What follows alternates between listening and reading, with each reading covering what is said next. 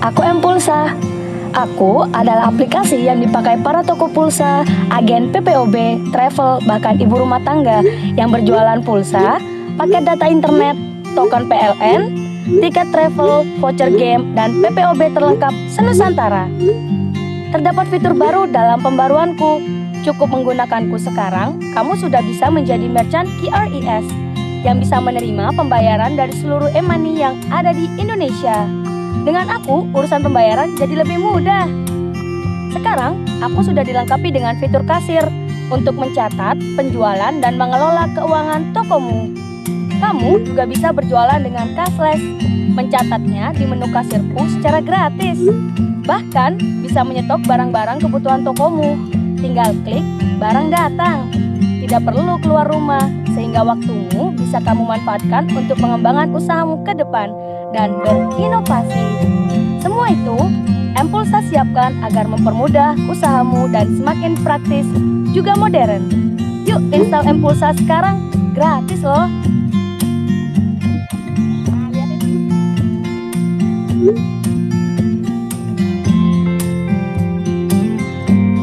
M-Pulsa, together we grow.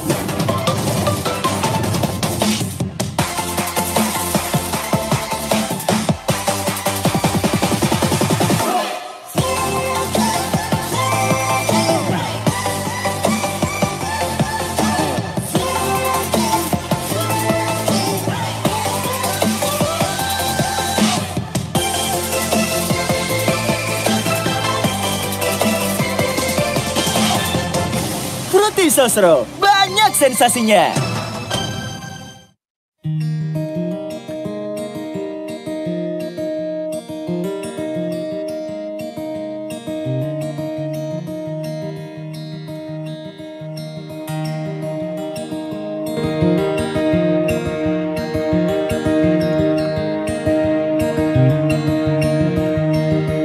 Curriculum vitae is a short-written summary of person's career, qualification, and education. This use of the term for such a short summary is the most common usage in both North American and British English. And the importance of writing a good CV are: first, increase employability chances. The chances of getting employed are high when you create an excellent professional CV. It helps you prove how serious you are with everything you do. Second, reduce interrogation. You will have an easy time with different interviewing panels when you create a good CV. It will always speak on your behalf because everything is listed there. And third, boost your confidence. A good CV will also help boost your confidence when you are standing before the interviewing panel or when applying for any job.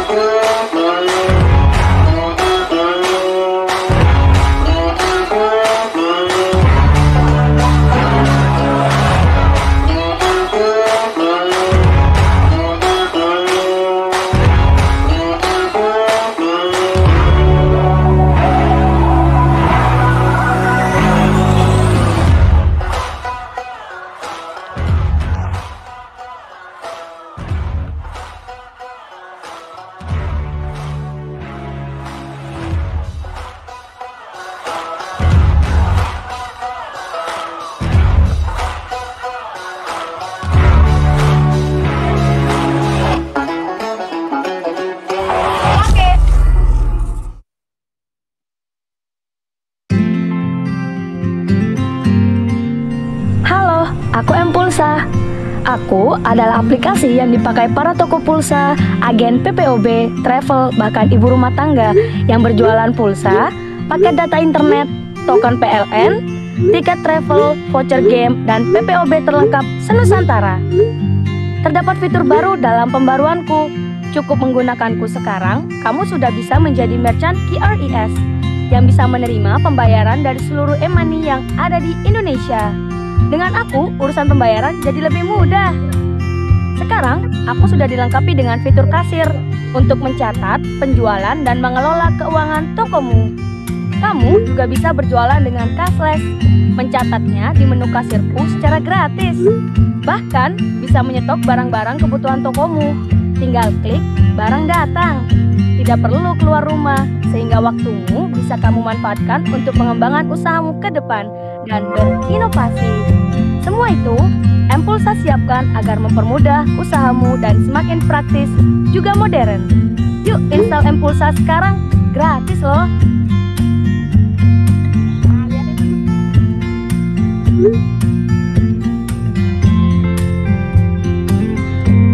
M-Pulsa, together we grow.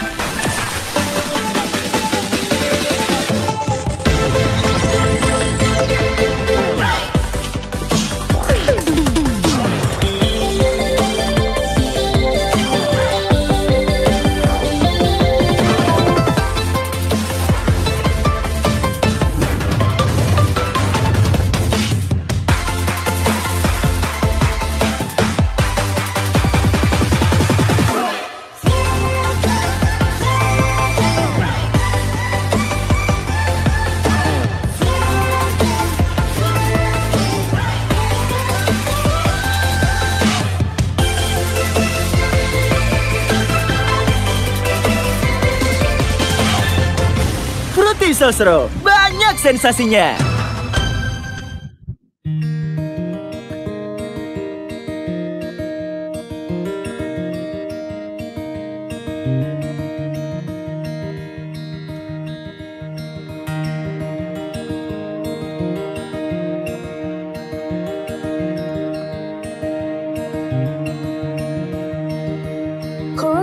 qualified is a short-written summary of person's career, qualification, and education. This use of the term for such a short summary is the most common usage in both North American and British English. And the importance of writing a good CV are: first, increase employability chances. The chances of getting employed are high when you create an excellent professional CV. It helps you prove how serious you are with everything you do. Second, reduce interrogation. You will have an easy time with different interviewing panels when you create a good CV. It will always speak on your behalf because everything is listed there. And third, boost your confidence. A good CV will also help boost your confidence when you are standing before the interviewing panel or when applying for any job.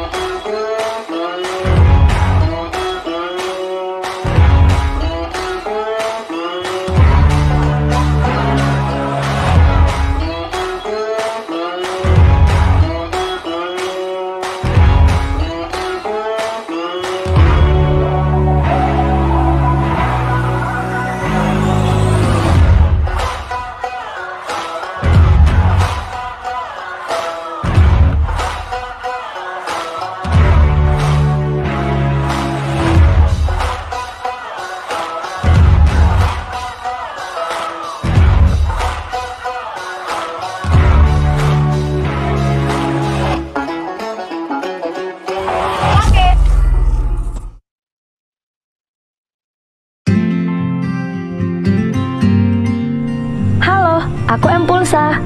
Aku adalah aplikasi yang dipakai para toko pulsa, agen PPOB, travel, bahkan ibu rumah tangga yang berjualan pulsa, paket data internet, token PLN, tiket travel, voucher game, dan PPOB terlengkap senusantara. Terdapat fitur baru dalam pembaruanku. Cukup menggunakanku sekarang, kamu sudah bisa menjadi merchant QRIS yang bisa menerima pembayaran dari seluruh e-money yang ada di Indonesia. Dengan aku, urusan pembayaran jadi lebih mudah. Sekarang, aku sudah dilengkapi dengan fitur kasir untuk mencatat, penjualan, dan mengelola keuangan tokomu. Kamu juga bisa berjualan dengan cashless, mencatatnya di menu kasirku secara gratis. Bahkan, bisa menyetok barang-barang kebutuhan tokomu. Tinggal klik, barang datang. Tidak perlu keluar rumah, sehingga waktumu bisa kamu manfaatkan untuk pengembangan usahamu ke depan dan berinovasi. Semua itu, M-Pulsa siapkan agar mempermudah usahamu dan semakin praktis juga modern. Yuk install M-Pulsa sekarang, gratis loh.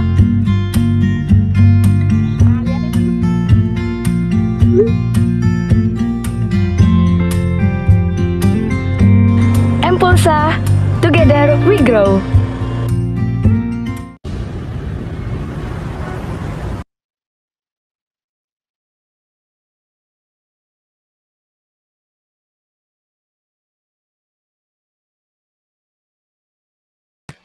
Baik, acara akan segera saya mulai. Kepada para peserta, diharapkan menggunakan virtual background yang telah disediakan dan menyalakan fitur kamera. Terima kasih.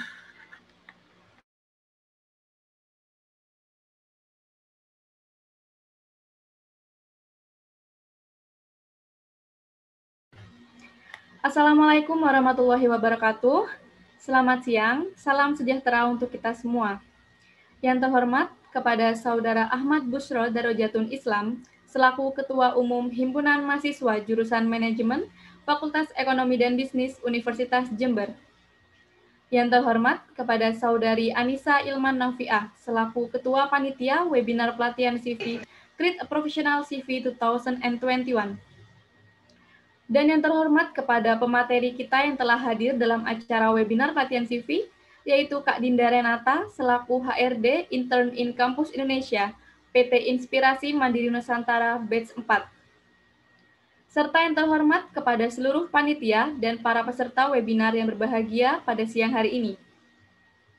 Yang pertama-tama, marilah kita panjatkan puja dan puji syukur atas kehadirat Allah Subhanahu wa Ta'ala yang selalu senantiasa melimpahkan rahmat, taufik, serta hidayahnya, sehingga kita dapat berkumpul kembali dalam acara webinar pelatihan CV Create a Professional CV 2021 yang berjudul Reach Your Future Dream with an Exciting CV. Baik, kemarin hari Sabtu tanggal 29 Mei 2021, kita sudah mendapatkan banyak ilmu dari dua narasumber kita. Mungkin dari para peserta bisa menyimpulkan atau menjelaskan ilmu apa saja yang sudah didapat di hari pertama. Yang mau menjawab mungkin bisa on mic atau chat di room Zoom.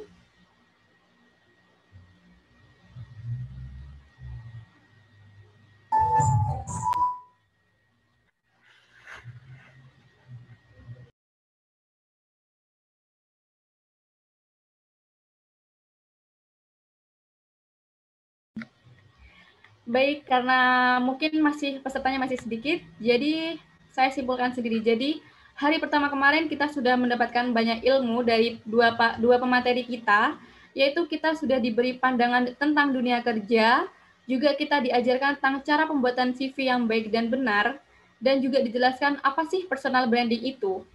Nah, hari ini tidak kalah menarik dari pemateri kita. Jadi di kesempatan kali ini kita akan dijelaskan bagaimana sih cara mengedit atau mendesain CV agar terlihat menarik jika dipandang oleh HRD perusahaan ataupun orang lain. Baik, sebelum saya menyerahkan acara ke moderator, izinkan saya untuk membacakan tata tertib yang perlu diperhatikan oleh audiens. Kepada panitia yang bertugas, dipersilakan share screen. Tata tertib pelatihan CV HMJM 2021. Yang pertama, acara akan dimulai jam 13.30 waktu Indonesia Barat. Yang kedua, peserta diharapkan memasuki room Zoom selambat-lambatnya 15 menit sebelum acara dimulai. Yang ketiga, peserta diharapkan mengganti username Zoom dengan format peserta _ nama panjang. Yang keempat, peserta diharapkan menggunakan virtual background yang telah disediakan selama acara berlangsung. Yang kelima, peserta diharapkan menyalakan fitur kamera saat acara berlangsung, kecuali terkendala sinyal.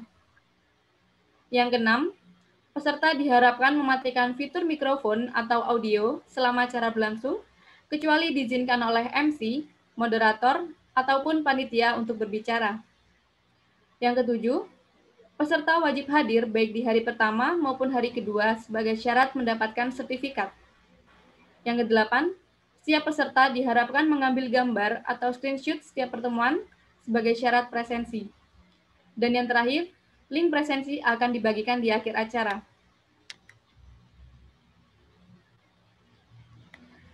Baik, terima kasih kepada panitia yang bertugas. Akan saya ingatkan kembali kepada para peserta bahwa para peserta diharapkan mengikuti Zoom dari awal hingga akhir, karena di tengah acara nanti ataupun di akhir acara akan diadakan giveaway dan reward yang akan dipandu secara langsung oleh moderator. Baik, untuk mempersingkat waktu ke acara selanjutnya, yakni pemaparan materi oleh panelis, sekaligus diskusi dan tanya jawab yang akan dipandu secara langsung oleh moderator kita. Kepada Nadira Fekotunisa, waktu kami persilahkan. Baik, terima kasih kepada Windy selaku MC yang bertugas. Acara saya ambil alih. Sebelumnya, Assalamualaikum warahmatullahi wabarakatuh. Shalom, Om Swastiastu, Namo Buddhaya, salam kebajikan. Yang terhormat kepada Saudara Ahmad Bushro Darojatul Islam selaku Ketua Umum HMJM FEB UNED tahun 2021, Yang terhormat, Saudari Anissa Ilman Nafia, selaku Ketua Panitia Kripta Professional City 2021, dan yang terhormat kepada Kak Dinda Renata, selaku pemateri kita untuk hari ini. Dan selamat siang kepada teman-teman semua. Selamat datang di hari kedua pelatihan Kripta Professional City.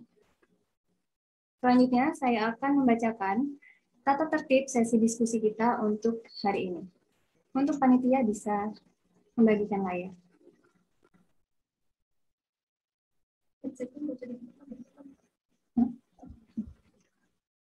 Baik, sesi diskusi. Sesi ini akan dibagi menjadi 2 termin, di mana setiap termin akan diberikan 2 kesempatan penanya. Tiap penanya diwajibkan untuk menyalakan fitur raise hand terlebih dahulu, yang kemudian akan diarahkan oleh moderator. Lalu bisa menyalakan mikrofon untuk bertanya. Tiap penanya diwajibkan untuk menyalakan fitur kamera pada saat mengajukan pertanyaan, dan pertanyaan akan langsung dijawab oleh pemateri setelah audiens bertanya. Untuk sesi diskusi kita untuk hari ini, penanya akan mendapatkan 1 kali feedback saja. Dan waktu untuk sesi diskusi adalah 2 kali 15 menit.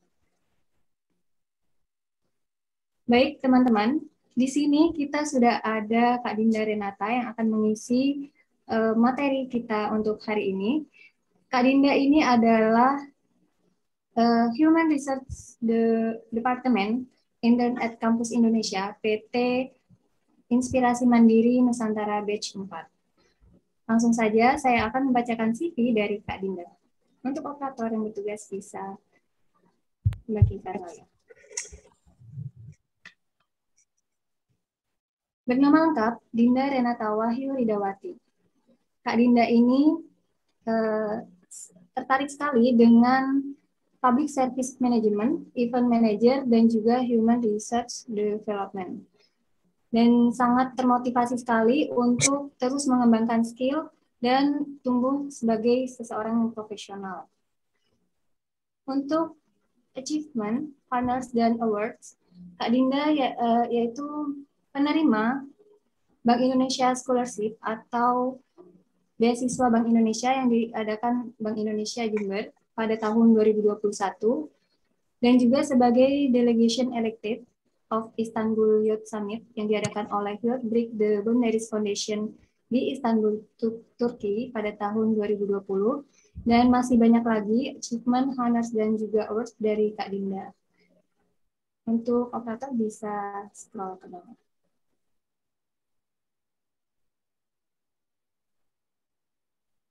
Oke, untuk skill summary. Kak Dinda sendiri menguasai Event Manager, Public Service Management, Human Research Management, Leadership Development, dan lain-lain. Untuk organisasional dan volunteer, kalian bisa melihat pada CV yang sudah tertera, yaitu sebagai Head of Research Team Youth of Action Nation pada tahun 2020, dan lain sebagainya. Begitulah CV dari Kak Dinda Renata. Sebelum memasuki acara, saya akan menayangkan sedikit video dari sponsor acara pelatihan CV ini.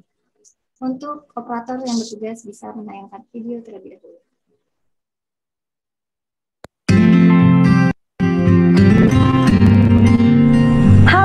Aku M-Pulsa. Aku adalah aplikasi yang dipakai para toko pulsa, agen PPOB, travel, bahkan ibu rumah tangga yang berjualan pulsa, paket data internet, token PLN, tiket travel, voucher game, dan PPOB terlengkap senusantara.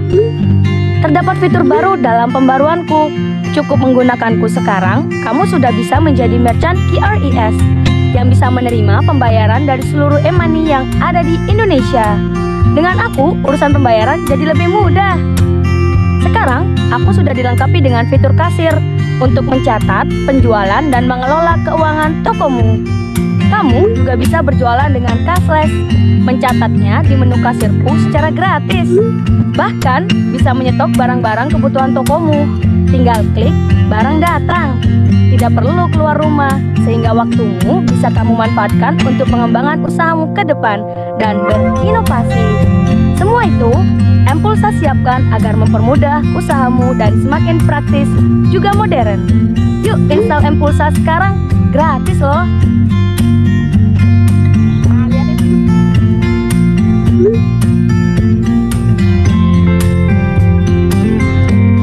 Mpulsa, together we grow.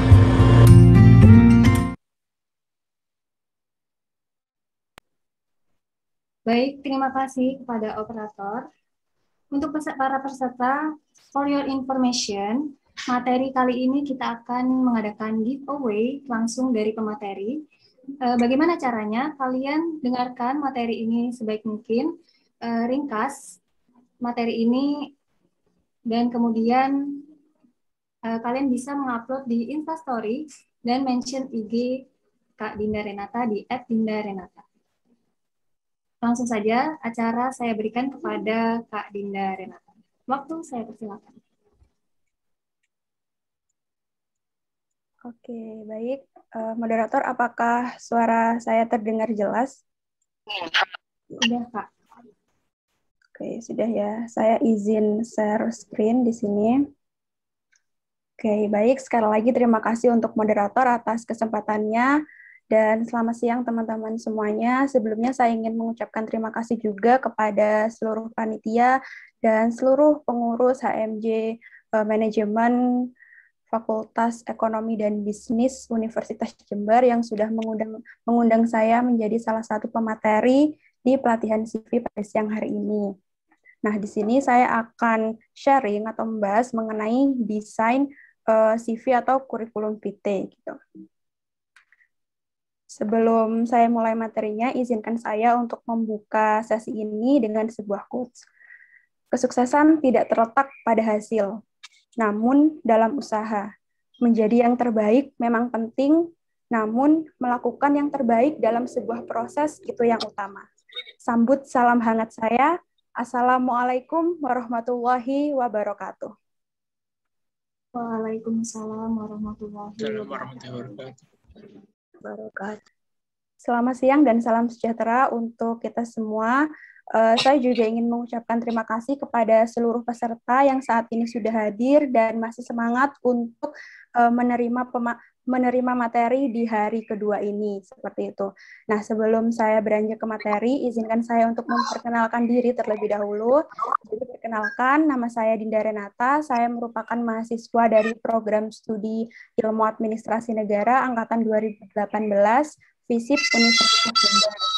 Dan saya memiliki pengalaman menjadi seorang HR atau HRD di PT Inspirasi Mandiri Nusantara.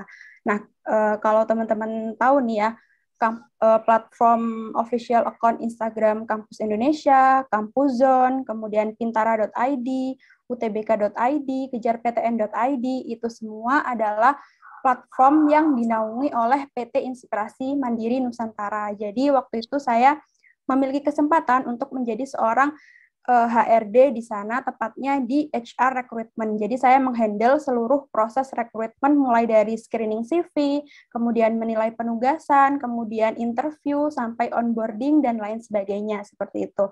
Saya juga memiliki kesempatan waktu itu untuk menjadi delegasi satu-satunya yang berangkat dari Universitas Jember di ajang konferensi tingkat tinggi Istanbul Youth Summit 2020, seperti itu. Jadi itulah perkenalan singkat dari saya. Oke, jadi apa sih yang akan kita pelajari hari ini? What we learn today, teman-teman. Jadi yang akan kita pelajari hari ini yang pertama adalah perbedaan antara CV dengan resume.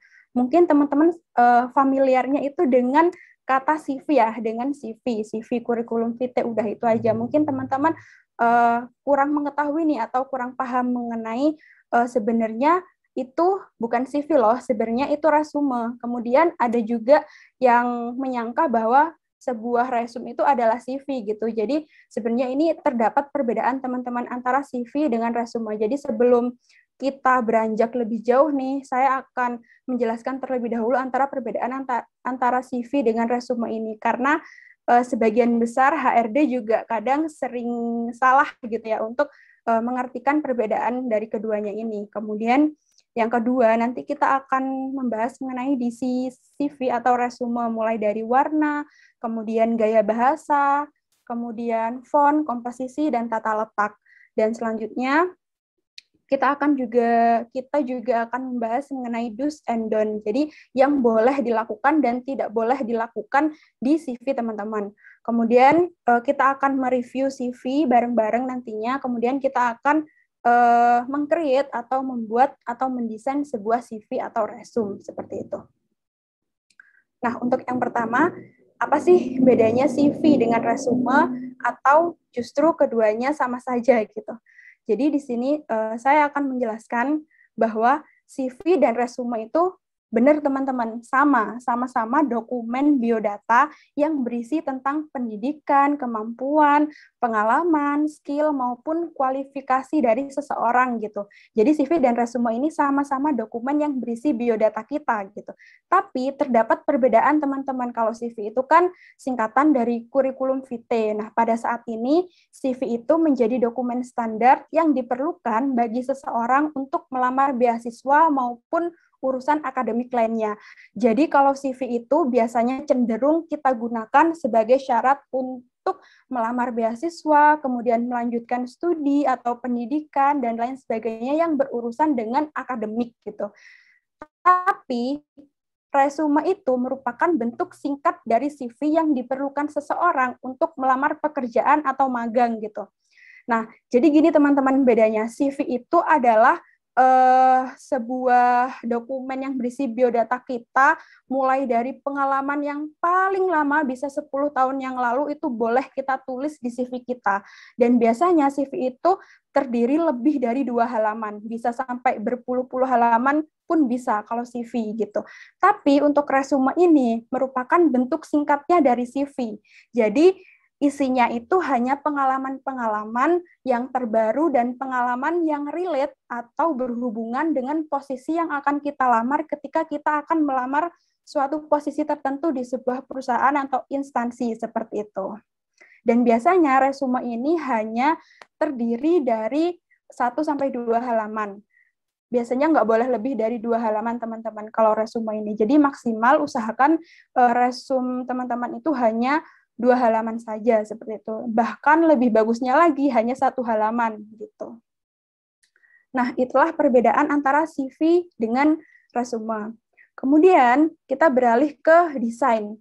Yang pertama adalah warna desain CV atau resume. Jadi sebelum teman-teman tahu bagaimana kita nanti menentukan warna dan lain sebagainya, teman-teman juga harus mengetahui antara CV, resume, ETS friendly dengan CV atau resume yang non-ETS atau kreatif. Jadi ada 2 jenis CV teman-teman. CV yang ETS friendly dan CV yang kreatif gitu. CV yang ETS friendly itu yang gimana? CV yang ETS friendly itu biasanya CV yang formatnya atau bentuknya itu formal atau resmi. Seperti contohnya di gambar ini teman-teman. Jadi itu benar-benar full isinya tulisan, nggak ada gambar, nggak ada foto, nggak ada objek, nggak ada chart, dan lain sebagainya. Benar-benar full tulisan seperti ini, seperti dokumen resmi gitu. Itu adalah CV ETS friendly. Kenapa CV ETS friendly itu desainnya atau tampilannya itu hanya tulisan saja gitu, karena ETS friendly ini CV ETS friendly ini nantinya akan di-screening oleh sebuah software atau sistem yang namanya Applicant Tracking System atau ETS. Jadi makanya disebut CV ETS friendly gitu.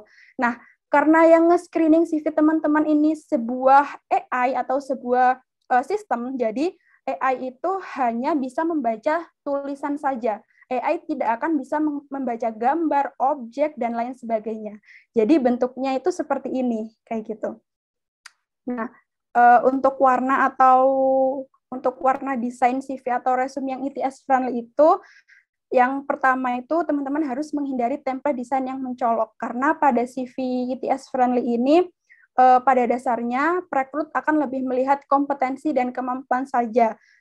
Gini teman-teman, itu kan yang nge-screening CV kita kan ETS, sebuah sistem gitu. Sistem itu nggak akan memperhatikan desainnya gimana, warnanya gimana, itu nggak akan diperhatikan. Intinya grammar teman-teman, apa yang teman-teman tulis di CV itu bisa terbaca gitu. Toh ketika CV itu sudah selesai di screening oleh ITS dan kemudian akan di screening oleh HRD, HRD pun juga akan melihat dari segi kompetensi dan kemampuannya saja, gak akan dilihat desainnya seperti apa, karena HRD itu paham kalau CV ini itu adalah CV yang ITS friendly, seperti itu. Kemudian yang kedua ya, menggunakan warna dasar hitam dan putih. Seperti yang teman-teman lihat, seperti di gambar ini, itu warnanya hanya hitam dan putih, tidak boleh ada warna lain gitu. CV, karena CV dengan berbagai warna yang mencolok nanti dikhawatirkan akan sulit terbaca oleh ITS. Bahkan jika lolos sistem ITS, HRD pun akan kesulitan ketika hendak membacanya kembali. Misalkan CV teman-teman warnanya sangat mencolok kayak hijau stabilo atau warna terang gitu, kemudian teman-teman juga menyisipkan warna fontnya itu warna terang, jadi background-nya udah warnanya terang, kemudian tulisannya atau fontnya warnanya juga terang, itu kan nanti HRD juga kesulitan kan membacanya gitu. Bisa-bisa CV teman-teman itu akan di-skip oleh HRD dan HRD akan lanjut ke kandidat berikutnya, seperti itu. Yang kedua, yang ketiga, hindari penggunaan objek-objek tertentu.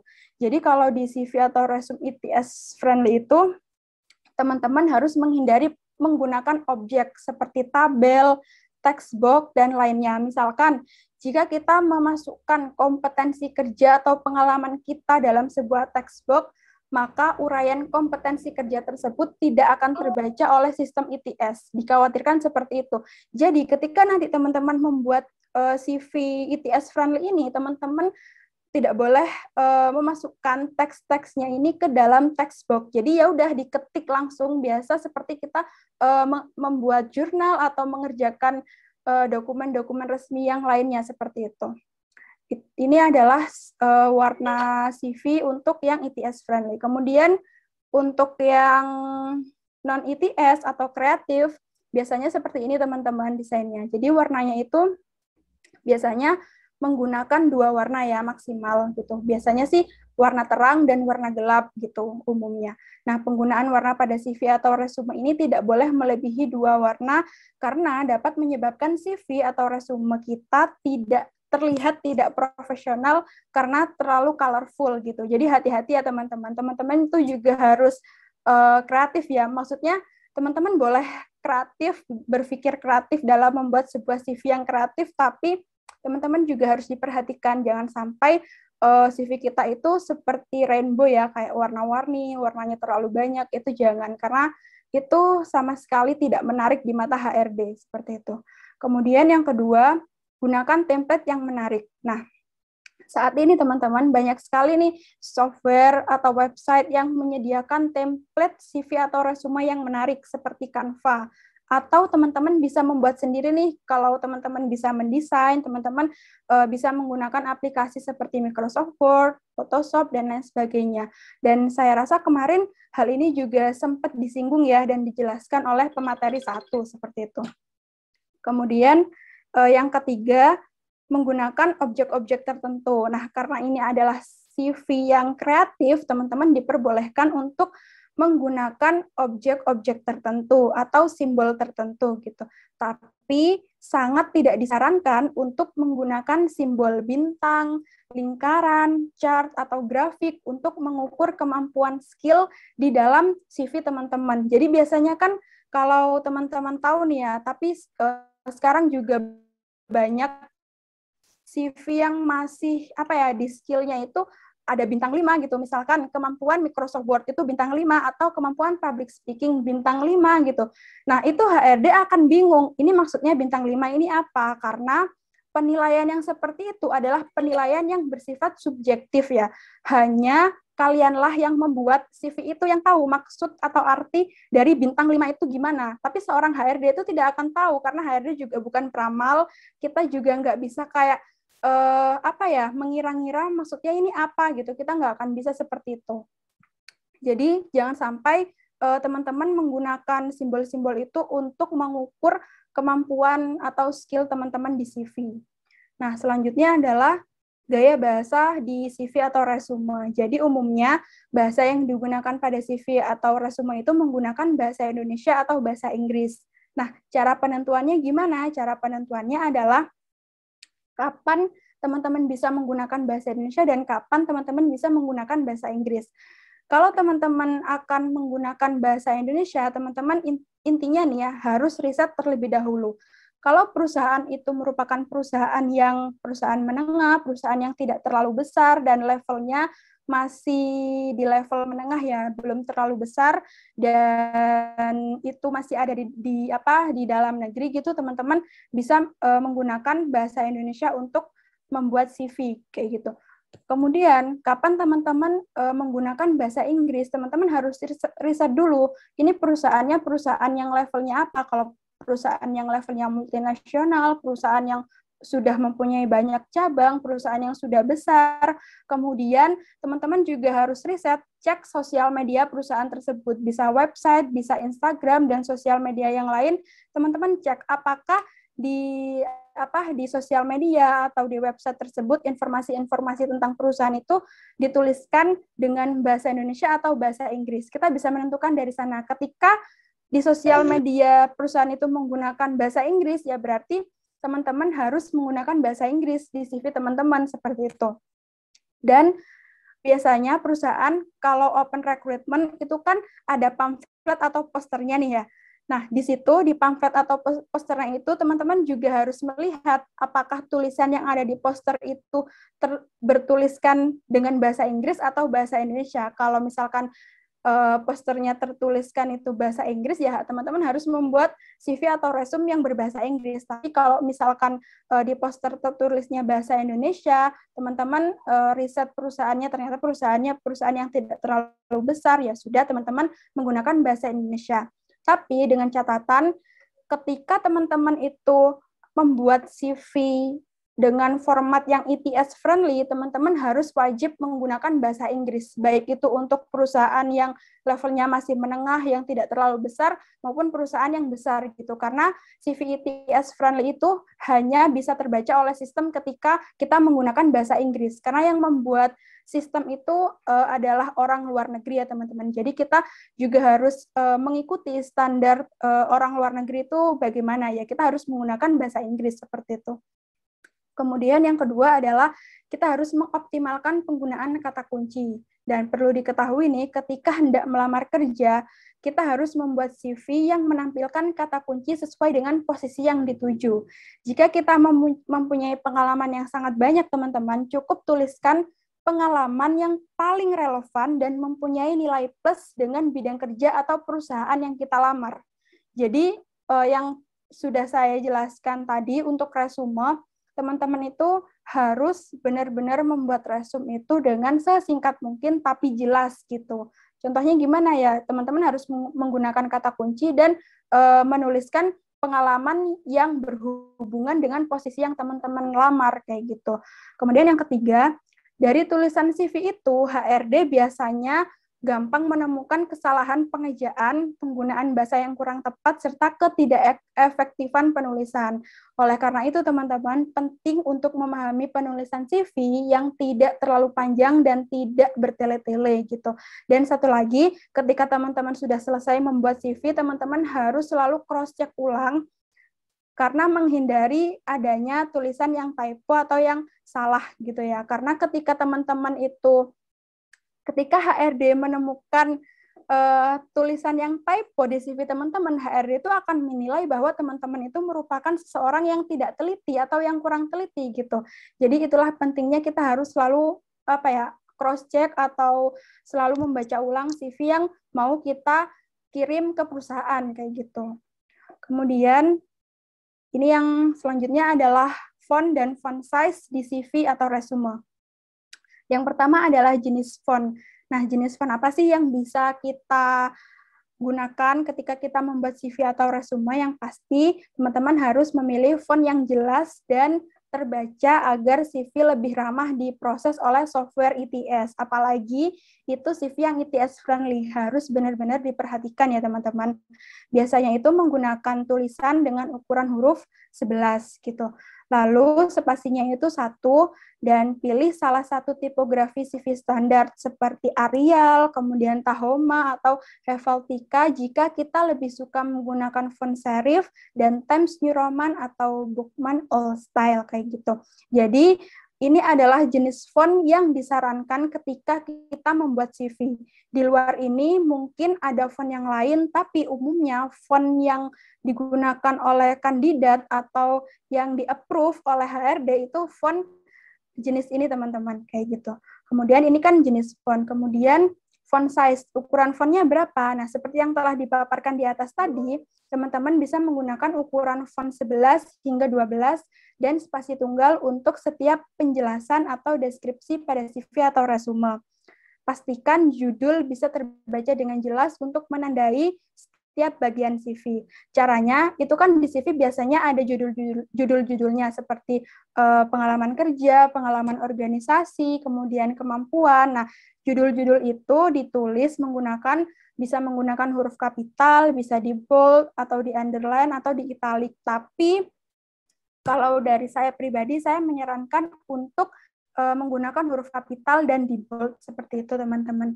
Dan pastikan juga ukuran fontnya itu lebih besar untuk nama dan judul bagian. Biasanya itu fontnya itu 14 hingga 16 gitu. Kemudian yang selanjutnya adalah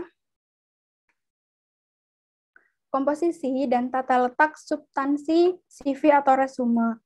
Mungkin kemarin teman-teman sudah dijelaskan apa saja yang harus kita tulis di dalam CV, apa aja isinya, konten-kontennya terdiri dari apa saja itu sudah dijelaskan oleh pemateri 1. Dan di sini tata letaknya gimana ketika kita menulis substansi CV atau resume tersebut. Yang pertama adalah teman-teman harus konsisten dengan tata letak CV. Terapkan margin 1 inci untuk keempat sisinya. Jadi marginnya itu 1 biasanya teman-teman. Pastikan judul CV itu seragam. Jadi nggak boleh judul CV itu ukuran fontnya beda-beda, jenis fontnya beda-beda, itu nggak boleh. Pastikan harus seragam, seperti itu. Kemudian tetap berpegang pada satu format tanggal di CV kita. Biasanya kan di CV, di setiap pengalaman itu kan ada tanggal, bulan, atau tahunnya kan. Nah, teman-teman itu harus konsisten. Apakah teman-teman hanya ingin menuliskan, misalkan nih, November 2017, apakah Novembernya teman-teman ganti dengan angka 11, atau teman-teman tulis November 2017. Itu harus konsisten mulai dari awal sampai akhir, kayak gitu. Kemudian yang kedua, buat CV menjadi 2 bagian gitu. Baik itu CV yang ITS friendly maupun CV yang kreatif, itu bisa teman-teman dibagi menjadi 2 bagian gitu. Dengan membuat halaman CV menjadi 2 bagian ini, maka CV atau resume kita terlihat lebih singkat dan semua space akan berisi sehingga tidak menimbulkan space kosong. Jadi ketika teman-teman membuat CV atau resume, baik itu yang ITS friendly maupun yang kreatif, usahakan jangan ada space kosong di CV tersebut gitu. Intinya gimana ya, ketika teman-teman pengalamannya sedikit, teman-teman harus bisa berpikir atau berputar otak gimana caranya CV teman-teman itu nggak ada space kosong, karena ketika di CV itu ada space kosong, HRD itu akan berpikir bahwa teman-teman itu merupakan seseorang yang masih kurang berpengalaman atau intinya itu seperti poin yang minus gitu, bukan poin yang plus di mata HRD gitu, karena rata-rata dan umumnya CV yang baik itu CV yang nggak ada space kosong, teman-teman. Nah, kemudian yang ketiga, sisipkan bullet point atau numbering gitu. Nah, tuliskan uraian pengalaman secara poin per poin agar lebih mudah terbaca oleh sistem ITS dan HRD pun akan lebih mudah untuk mengidentifikasi semua keterangan. Jadi kalau misalkan teman-teman bikin CV yang ITS friendly maupun CV yang kreatif, itu boleh disisipkan bullet point atau numbering gitu. Asalkan kalau yang di ITS friendly jangan menyisipkan simbol ya teman-teman. Kalau hanya bullet point dan numbering itu tidak masalah. Kemudian yang keempat, penempatan objek atau gambar. Pada CV kreatif itu umumnya penempatan objek atau gambar juga perlu diperhatikan. Objek atau gambar yang dapat dimasukkan di dalam CV atau resume itu bisa foto diri dan QR code untuk informasi kontak. Jadi kalau dulu umumnya foto atau gambar yang ada di dalam CV itu hanya foto diri kita ya. gitu. Tapi seiring berjalannya waktu, ada inovasi dan perubahan, kandidat juga mungkin kreatif ya. Jadi di CV itu juga ada QR code-nya teman-teman. Karena ketika CV teman-teman itu ada QR code-nya, HRD akan lebih mudah menghubungi teman-teman. Bisa jadi itu menjadi poin plus teman-teman ya. Ketika ada 2 CV nih, HRD lagi nge-screening 2 CV ya. 2 CV. CV yang pertama itu CV yang ada QR code-nya, dan CV yang kedua CV yang nggak ada QR code-nya. Tapi pengalamannya itu apa ya, sama gitu, seri, intinya nilainya itu seri ya. Tapi kemungkinan besar yang dihubungi duluan oleh HRD itu adalah CV yang ada QR code-nya. Karena HRD itu namanya manusia ya, manusia kan lebih suka apa ya, lebih suka menggunakan melakukan hal yang mudah. Kalau ada yang mudah, kenapa kita harus menggunakan yang sulit kayak gitu kan? Jadi itu bisa menjadi poin plus teman-teman untuk dihubungi secara terlebih dahulu oleh HRD. Kemudian ini juga akan saya jelaskan sedikit mengenai do's and don't. Apa yang boleh dan tidak boleh teman-teman lakukan di CV teman-teman. Yang pertama adalah yang boleh teman-teman lakukan. CV itu ideally cover 1 to 2 page. Artinya adalah CV itu idealnya biasanya terdiri dari 1 hingga 2 halaman. Sudah saya jelaskan tadi ya teman-teman. Jadi jangan sampai lebih dari 2 halaman, dan kalau bisa 1 halaman saja cukup, seperti itu. Kemudian clear, concise, and structure. Jadi CV itu harus benar-benar jelas dan terstruktur. Yang ketiga, the experience present in chronological order. Jadi setiap pengalaman kerja, pengalaman organisasi, penghargaan, dan lain sebagainya itu harus ditulis mulai dari yang terbaru atau yang paling fresh. Jadi starting with the most recent gitu. Misalkan teman-teman punya 2 pengalaman magang. Yang pengalaman pertama itu teman-teman magang pada bulan Januari 2021. Kemudian yang kedua itu pengalaman teman-teman magang di bulan April 2021. Nah, yang harus teman-teman tulis terlebih dahulu di CV di bagian atas itu pengalaman yang April 2021 ini, dan selanjutnya diikuti pengalaman yang Januari 2021 dan begitu seterusnya. Kemudian yang ketiga adalah uniform format. Jadi formatnya itu harus seragam. Dari model fontnya, kemudian ukurannya, itu harus seragam teman-teman. Jangan sampai formatnya itu tidak sama gitu, karena itu juga akan terlihat CV teman-teman tidak rapi seperti itu.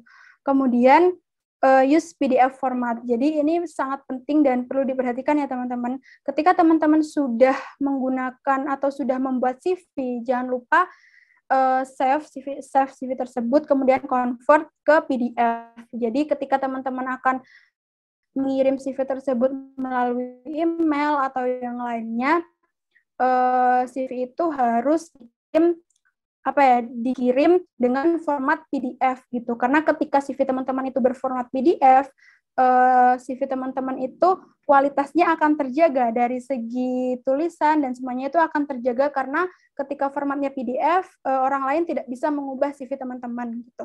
Kemudian yang terakhir adalah data terbaru menampilkan bahwa katanya nih CV yang ideal atau resume yang ideal itu hanya terdiri dari 475 hingga 600 kata gitu. Jadi usahakan nanti ketika teman-teman membuat CV yang ETS friendly, karena ETS namanya ETS ya teman-teman. Dia itu sebuah AI atau sistem yang tidak punya perasaan ya. Biasanya itu ketika CV kita itu tidak memenuhi kriteria dia itu memberikan presentase yang sangat jelek kepada kita gitu. Padahal kita biasanya kita tuh kurang pengetahuan juga, kita juga kurang tahu ketentuannya ETS itu bagaimana gitu. Jadi biasanya ada yang lebih dari 600 kata, kemudian ada yang grammarnya salah, kemudian ada yang kebanyakan bullet point, itu juga sangat terdeteksi oleh ETS kayak gitu. Jadi usahakan ketika teman-teman membuat CV, apalagi yang ETS friendly, itu usahakan kata-katanya itu terdiri dari 475 hingga 600 kata saja, seperti itu. Inilah pentingnya teman-teman harus menuliskan pengalaman dan yang lain sebagainya itu dengan kata kunci gitu. Nggak usah bertele-tele. Kemudian yang selanjutnya, yang tidak boleh teman-teman gunakan, yang tidak boleh teman-teman lakukan di CV teman-teman. Yang pertama, jangan sampai ada grammar yang salah atau typo, itu sudah aku jelaskan tadi kenapa tidak boleh gitu. Kemudian yang kedua, jangan sampai CV teman-teman itu terlihat seperti rainbow, karena terlalu colorful. Itu kalau CV teman-teman itu terlihat colorful, teman-teman itu juga bisa dinilai tidak profesional atau CV teman-teman itu tidak profesional oleh HRD seperti itu. Kemudian teman-teman tidak boleh menggunakan foto selfie dan fotonya itu mengcover atau menutupi banyak halaman gitu. Intinya ketika teman-teman memasukkan sebuah foto atau gambar atau foto diri teman-teman, jangan sampai ukuran fotonya itu terlalu besar juga, karena itu nggak akan terlihat profesional. Kemudian yang terakhir adalah jangan sampai teman-teman menuliskan informasi rahasia atau informasi yang sensitif. Contohnya seperti menuliskan nama klien teman-teman di CV teman-teman. Misalkan teman-teman sudah memiliki pengalaman kerja menjadi seorang sales. Biasanya sales itu kan memiliki apa ya, kayak mencari orang gitu kan, mencari klien gitu. Jangan sampai ketika teman-teman menuliskan pencapaian teman-teman, contohnya gini, saya berhasil mendapatkan 10 klien dalam waktu 1 bulan gitu. Terus teman-teman tuh ngejelasin nama kliennya itu siapa aja, itu jangan ya teman-teman, itu tidak boleh, karena itu adalah informasi rahasia dan itu privasi dari klien teman-teman. Jadi itu tidak boleh dicantumkan di dalam CV teman-teman. Nah, kemudian, oke, kita sudah sampai di tahap review nih. Aku pengen teman-teman mereview CV berikut ini. Coba teman-teman tulis di kolom chat, menurut teman-teman CV ini gimana sih? Gitu. Coba teman-teman perhatikan dari segi warna. Kita kan tadi sudah belajar nih, warnanya gimana, fontnya gimana. Coba teman-teman tulis di kolom chat, menurut teman-teman CV ini gimana, warnanya gimana, terus fontnya gimana, model fontnya, ukuran fontnya, semuanya teman-teman coba teman-teman tulis di kolom chat, menurut teman-teman itu gimana. Terlalu rame, ya benar, fontnya tidak seragam, colorful, warna terlalu mencolok, tuh colorful, bener banget, benar, font tidak seragam. Colorful, terlalu berwarna-warni, ya benar. Fontnya berbeda-beda, terus ada font yang tidak terbaca ya. Coba teman-teman perhatikan model fontnya, itu model font yang sulit untuk terbaca, teman-teman. Terlalu colorful, tidak rapi juga, iya benar. Intinya, CV ini jangan sampai teman-teman membuat CV seperti ini dan dikirimkan ke HRD, jangan sampai ya teman-teman. Ini fontnya, kalau menurut aku ya, ini fontnya itu Times New Roman. Kemudian ini beda, ini bukan Times New Roman yang ini bukan Times New Roman. Kemudian yang ini juga bukan gitu. Ini tuh beda banget teman-teman. Ini juga experience about me. Ini kan harus seragam. Ini kan judul kan? Ini kan judul. Jadi ini tuh harus seragam teman-teman. Kemudian font yang kayak gini. Ini akan sangat sulit terbaca oleh HRD gitu. Oke, ya benar banget.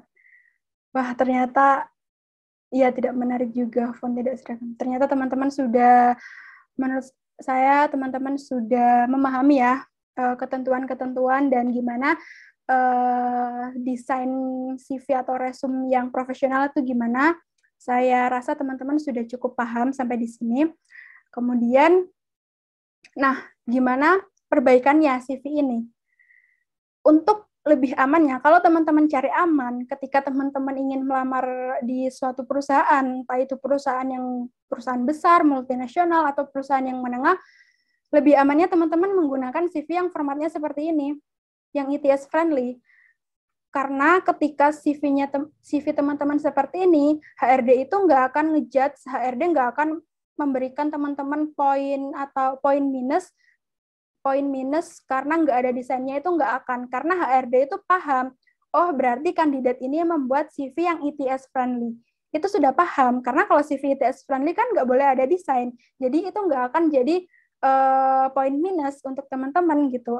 Tapi yang paling penting adalah semua informasi yang ada di CV ini, mulai dari education, professional summary, pengalaman, work experience, certification, skill, dan lain sebagainya, itu benar-benar teman-teman tulis dengan benar, apalagi grammarnya. Teman-teman harus memperhatikan dan selalu meng-cross-check ulang seperti itu. Jadi kalau menurut saya, prefer kalau teman-teman ingin mencari aman, ya udah teman-teman buat aja CV yang formal kayak gini. Itu nggak akan mengurangi penilaian HRD terhadap desain CV teman-teman, karena HRD itu cukup paham seperti itu.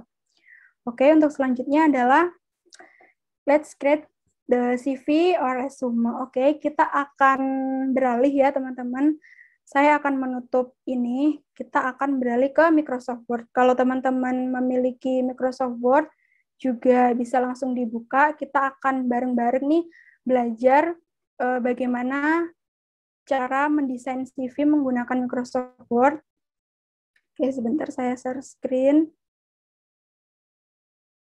Nah, apakah sudah terlihat teman-teman? Ini kita akan membuat CV yang seperti ini, tapi sebentar, copy paste kayak gini. Kemudian kita masukkan nih pengalaman kita yang kedua. Ini. Nah, sama kan? Kita ganti. Untuk ketentuannya sama ya, teman-teman. Ini. Jadi, untuk pengalaman yang kedua itu terjadi pada Februari hingga November 2020. Nah, tadi saya kan sudah menjelaskan nih, kalau pengalaman kerja itu bersifat kronologikal, artinya diurutkan mulai dari yang paling terbaru atau yang paling fresh ke yang paling lama. Jadi, ini yang paling terbaru yang tahun 2021, dan ini yang terlama tahun 2020. Jadi, udah benar ya, teman-teman. Nah, kemudian, biar ini nggak terlalu flat kelihatannya, jadi bisa kita sisipkan di sini. Kita cari garis. Nah, garis ini.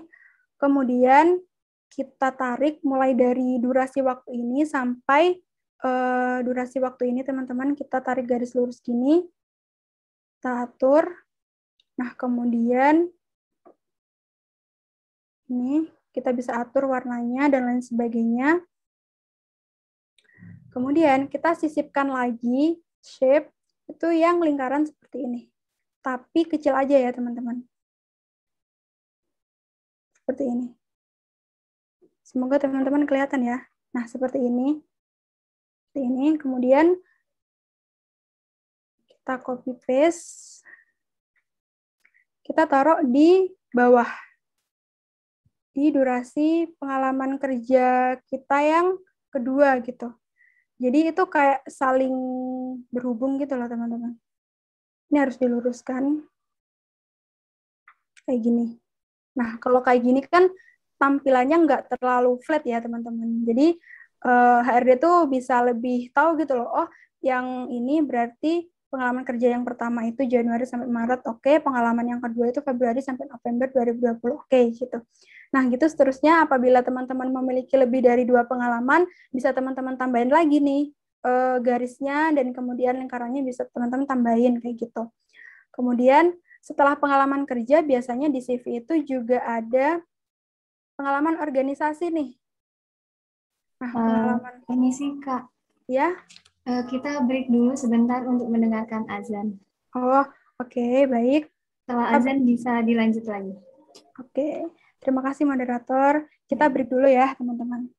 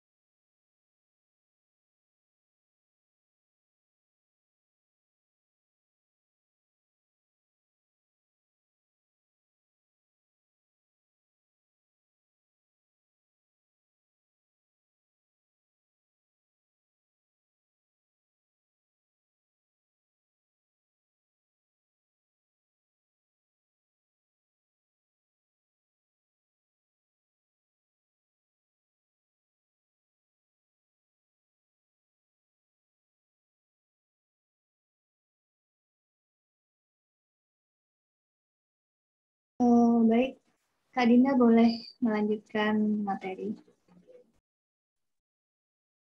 Oke, baik. Terima kasih moderator. Oke, teman-teman, kita lanjut ya. Jadi, yang kedua biasanya itu ada pengalaman organisasi. Nah, cara menulisnya gimana? Sama, teman-teman. Sama formatnya dengan pengalaman kerja. Bentar. Biar cepat. Ini kita taruh sini. Dan substansinya atau isinya kita ganti. Misalkan nih, teman-teman itu punya pengalaman organisasi menjadi seorang staf atau anggota danus gitu ya, dana usaha gitu. Ntar kita atur dulu untuk jenis fontnya, model fontnya itu Times New Roman, sama, terus ukurannya itu tetap 12. Nah gitu. Ini waktunya ya, Desember 2020 hingga sekarang. Kemudian posisinya sebagai dana usaha, di mana di himpunan mahasiswa X gitu. Terus teman-teman juga deskripsikan nih, teman-teman di situ itu ngapain dan apa yang teman-teman dapat gitu. Di sini contoh deskripsinya gini, mendapatkan lebih dari 20 sponsor dalam waktu 1 bulan gitu. Itu kan kayak wow, keren banget gitu kan. Kan kesannya HRD itu wah keren nih, berarti bisa nih untuk kita intinya kayak pembuktiannya itu benar-benar bisa dibuktikan dengan angka gitu, 20 sponsor dalam waktu 1 bulan, kan kayak terlihat keren gitu ya. Kemudian yang kedua, dipercaya memimpin 3 proyek pelatihan kewirausahaan selama 4 bulan terakhir.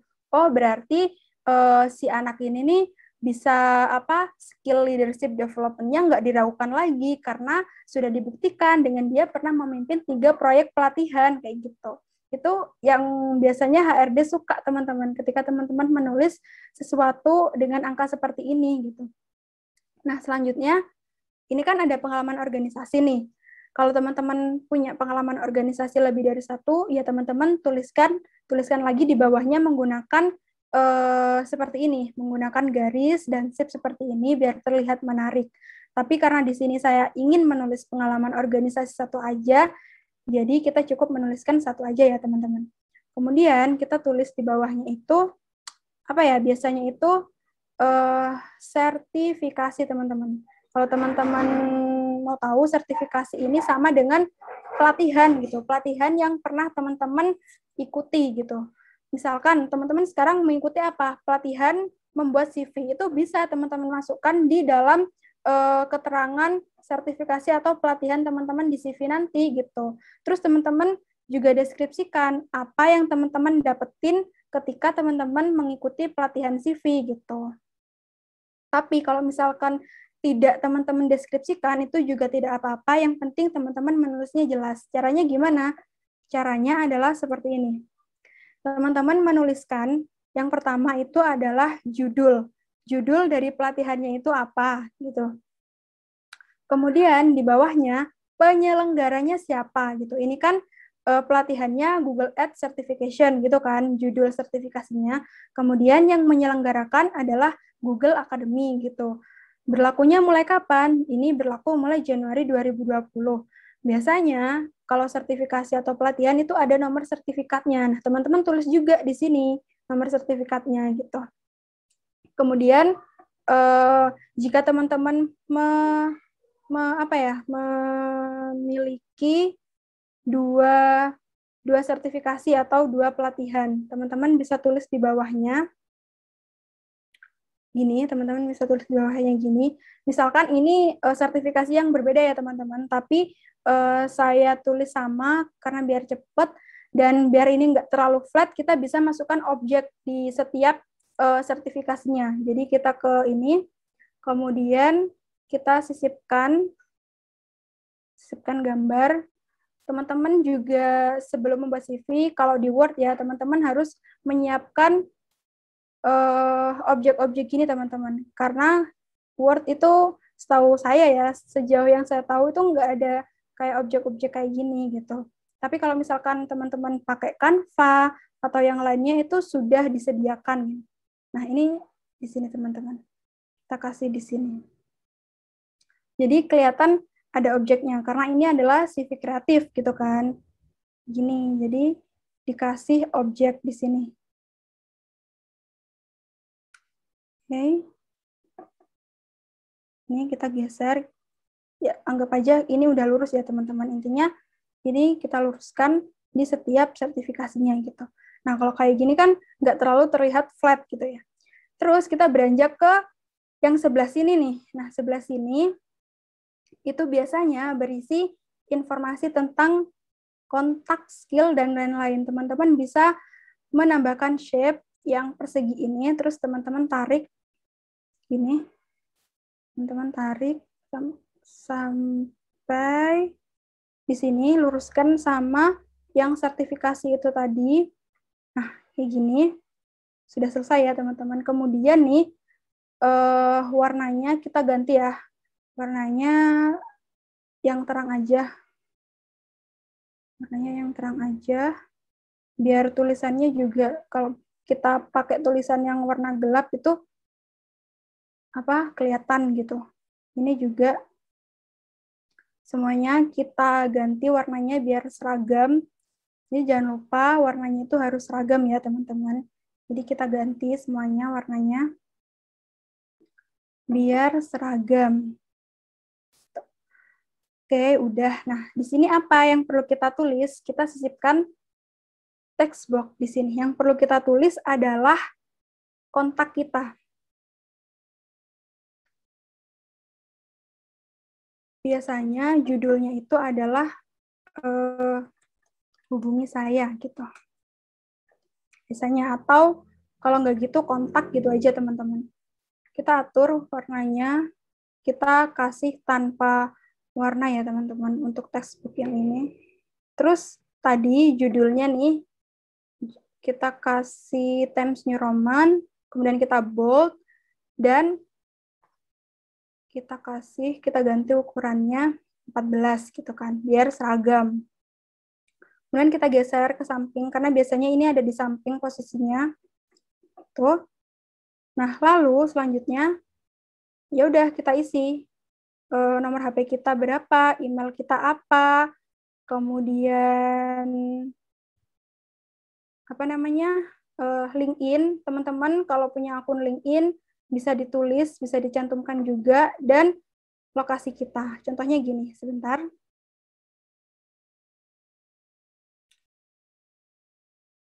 Oke, contohnya gini teman-teman. Nah, contohnya gini, sebentar.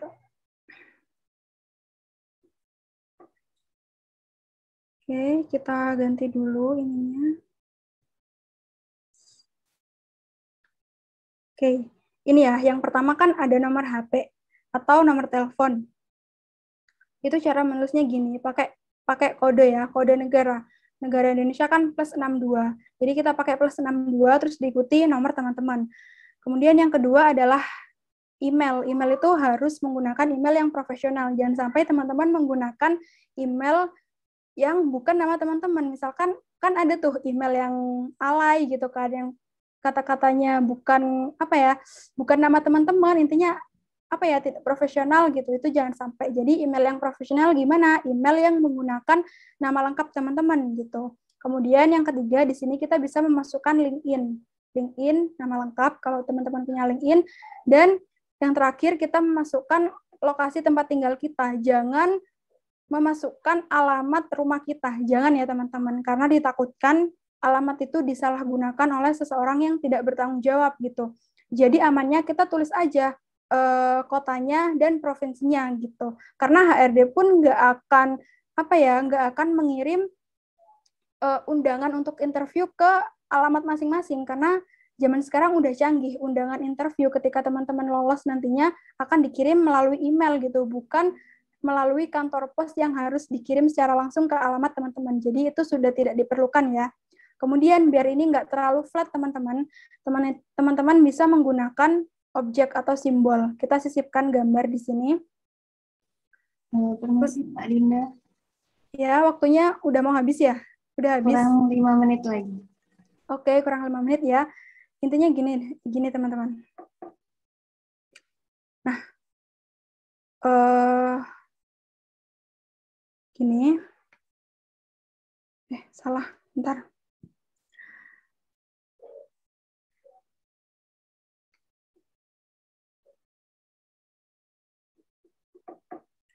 Nah, objek-objek kayak gini, teman-teman cari objek telepon itu gimana, kayak logo-logonya itu loh, logo-logo telepon tuh gimana gitu, terus logo email tuh gimana, teman-teman tambahin ya nanti di sini gitu. Kemudian, untuk mempersingkat waktu, yang selanjutnya harus kita masukkan adalah pendidikan. Selanjutnya adalah pendidikan, teman-teman. Nah, pendidikan, kita masukkan di sini. Kita atur lagi fontnya. Oke, gini. Nah, pendidikan. Gimana cara nulis pendidikan yang benar di CV itu gimana? Teman-teman tulis aja pendidikan terakhir teman-teman. Sekarang teman-teman lagi kuliah di mana? Cukup itu aja. Nggak perlu teman-teman tulis SMA teman-teman di mana dan lain sebagainya. Itu nggak perlu ya teman-teman. Ini cukup gini aja. Bentar. Oke. Kita bikin textbook lagi aja. Caranya gini, teman-teman.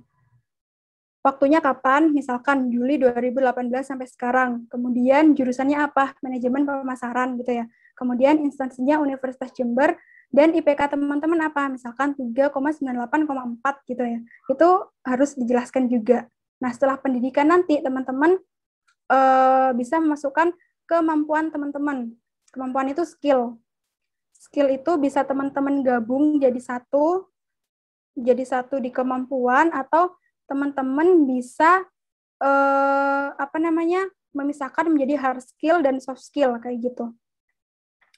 Nah, di sini ini ada kemampuan.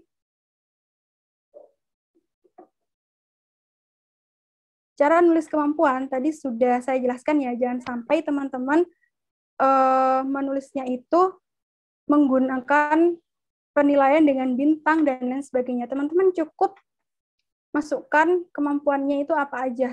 Bentar. Text box. Karena waktunya udah mau habis ya teman-teman. Jadi gini aja. Nah, gini caranya teman-teman. Teman-teman sebutkan aja. Terus gimana HRD tahu kemampuan teman-teman itu sudah sampai mana?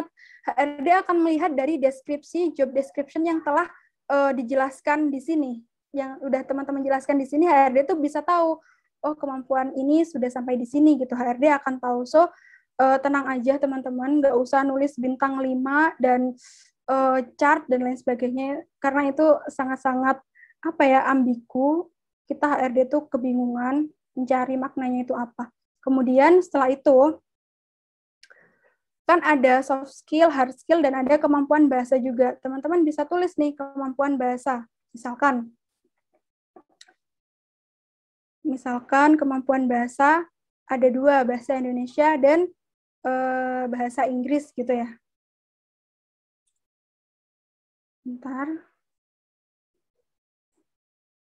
Sebentar ya moderator, ini bentar lagi udah kok.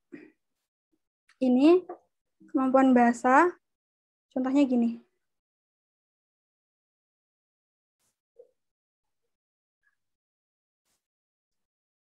Bentar, kita perbaiki dulu yang ini, biar bisa digeser. Ini tulis ke kemampuan utama.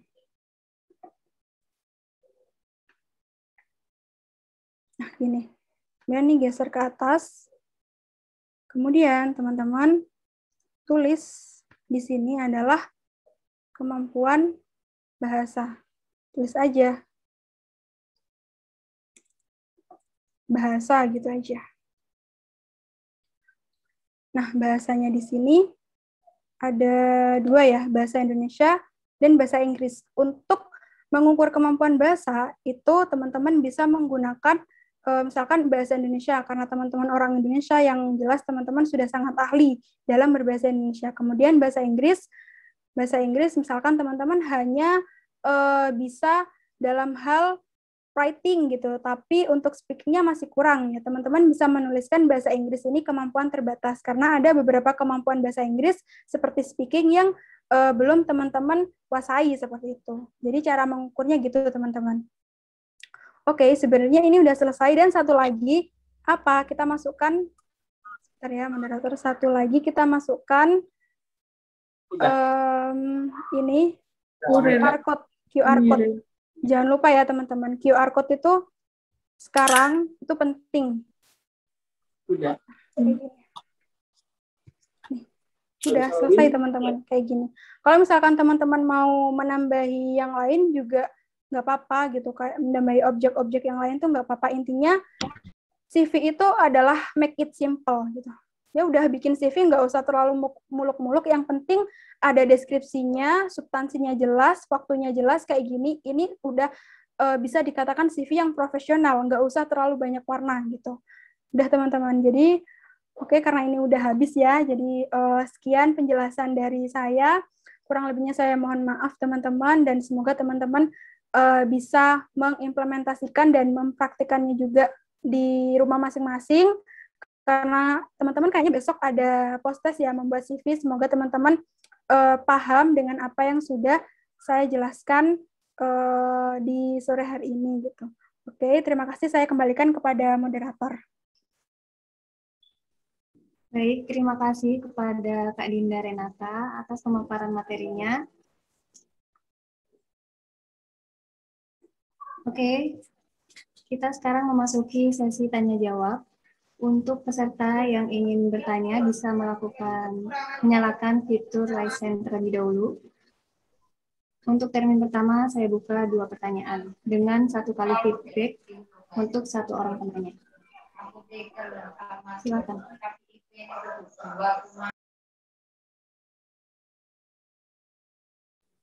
Baik, sudah ada 1 penanya, yaitu dari Kazumi. Silakan on cam dan perkenalan dulu, kemudian mengajukan pertanyaan. Sebelumnya mohon maaf karena saya tidak bisa on cam karena ada kendala jaringan. Saya Hoiri Azimitosa ingin menanyakan bagaimana sih Kak kita mengetahui seleksi itu menggunakan ATS friendly atau secara manual. Dan kalau boleh tahu, kalau dari kampus Indonesia sendiri itu sistem seleksinya pakai apa ya Kak? Lalu kalau menggunakan ATS friendly kan disarankan menggunakan bahasa Inggris. Tapi bagaimana kalau skill berbicaranya bahasa Inggris itu belum memadai? Jadi misalkan kita lolos interview, seperti antara kemampuan bahasa Inggrisnya yang dituliskan di dalam CV dengan kemampuan individunya sendiri itu berbeda, Kak. Terima kasih.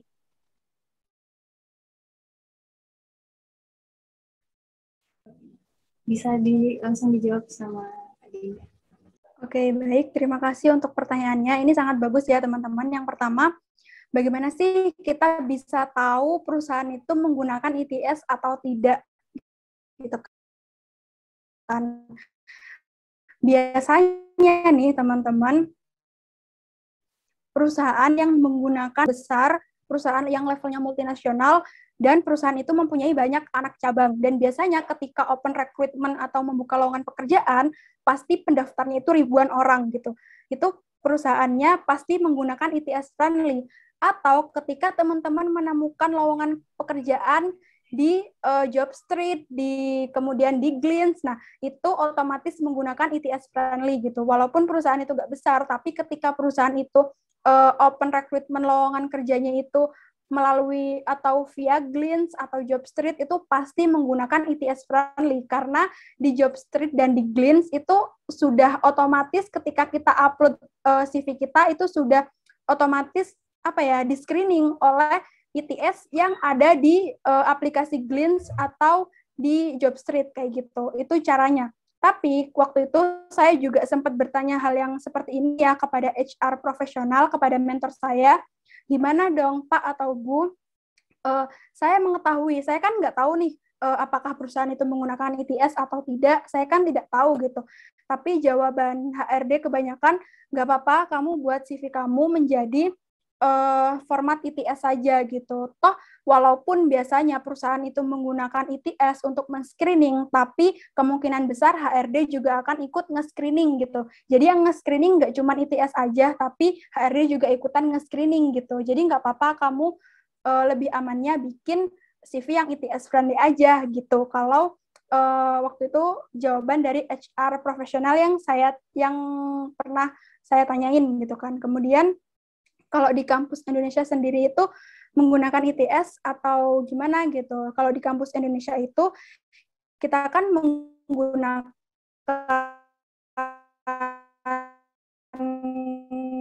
cara yang manual, otomatis menggunakan ITS. Kalau teman-teman melamarnya via Glints itu menggunakan ITS, tapi kalau teman-teman mengupload berkas dan file yang lainnya itu di Google Form yang kita sediain, itu yang screening adalah kita sendiri gitu, yang screening adalah HRD sendiri. Tapi tidak menutup kemungkinan ketika teman-teman juga sudah mengupload di Glints, teman-teman akan kita berikan email untuk mengupload juga di Google Form gitu. Karena untuk apa? Mempermudah kita untuk kita tahu nih siapa aja, berapa total kandidatnya, dari Glints itu berapa, dan dari Jobstreet berapa gitu, itu kita gabung nanti di Google Form itu. Jadi walaupun dia sudah melamar di Glints, kadang kita kasih link untuk dia submit di Google Form yang sudah kita sediakan gitu. Untuk di kampus Indonesia ya. Kemudian pertanyaan yang yang ketiga tadi, tadi apa ya pertanyaannya? Pertanyaan yang ketiga tadi. Kalau ini bisa diulang pertanyaannya. Ya, kalau menggunakan ATS friendly kan tadi disarankan menggunakan bahasa Inggris. Tapi bagaimana kalau skill bicara bahasa Inggrisnya kita itu belum memadai, sehingga apabila misalkan lolos interview, antara kemampuan individunya untuk berbicara dengan yang ditulis di CV kan otomatis berbeda. Itu bagaimana ya Kak solusinya? Terima kasih Kak. Oke, terima kasih. Jadi gini, kalau ITS friendly itu kan ketentuannya kita harus menggunakan bahasa Inggris. Entah itu kita fluent atau enggak dalam hal speaking, ya tetap CV kita itu harus bahasa Inggris kalau ITS, karena sistem ITS nggak akan bisa nge-screening CV kalian kalau bahasanya bukan bahasa Inggris gitu. Nah, caranya adalah di CV tersebut kalian jangan mencantumkan di bagian skill, kan biasanya teman-teman mencantumkan kemampuan bahasa nih di skill, ya jangan dicantumkan kemampuan bahasa Inggris kalau dirasa kalian itu dalam hal speaking itu masih kurang gitu. Nanti HRD ketika interview juga akan tanya gitu, dan kalian bisa menjelaskan kalau sebenarnya skill bahasa Inggris dalam hal speaking saya itu masih kurang kayak gitu. Jadi daripada kita berbohong nih di CV kita tulis kemampuan kita itu bahasa Inggris itu juga kita juga mampu dalam hal berbahasa Inggris khususnya speaking, itu jangan ditulis. Jadi tanpa kita menulis kemampuan bahasa itu juga nggak masalah sih di CV kayak gitu. Intinya yang harus ada itu adalah kemampuan utama kita, yaitu soft skill dan hard skill itu tadi gitu. Semoga menjawab ya. Terima kasih.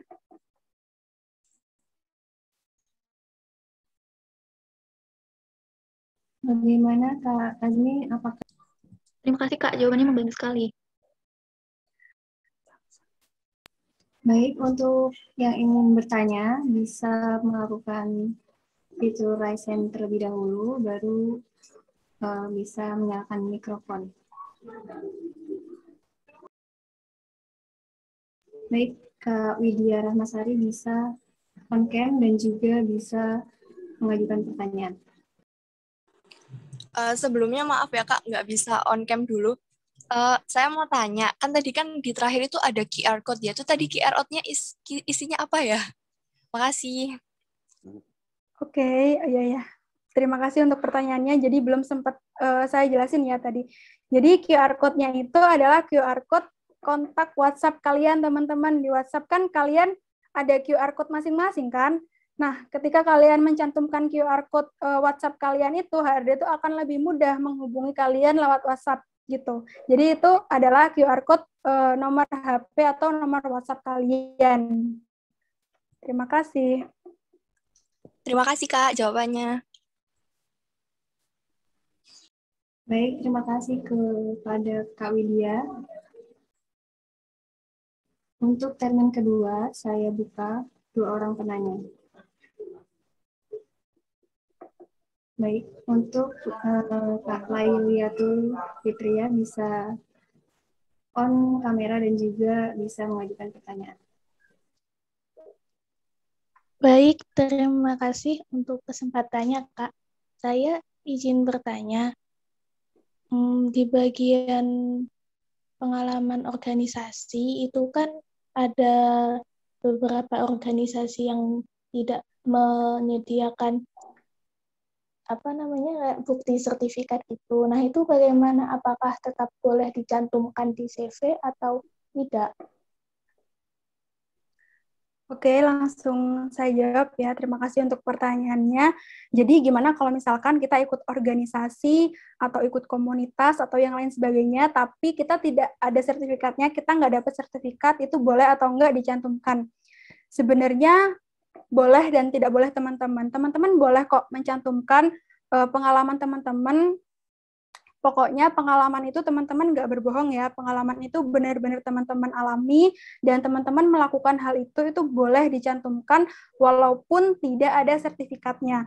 Nah, nanti ketika teman-teman interview, teman-teman bisa menjelaskan nih, mohon maaf Bapak atau Ibu, iya organisasi kami memang tidak menyediakan sertifikat untuk kami, tapi pengalaman yang saya tulis di CV itu merupakan pengalaman yang benar-benar pernah saya lakukan dan intinya yakinkan HRD kalau kalian itu nggak berbohong gitu.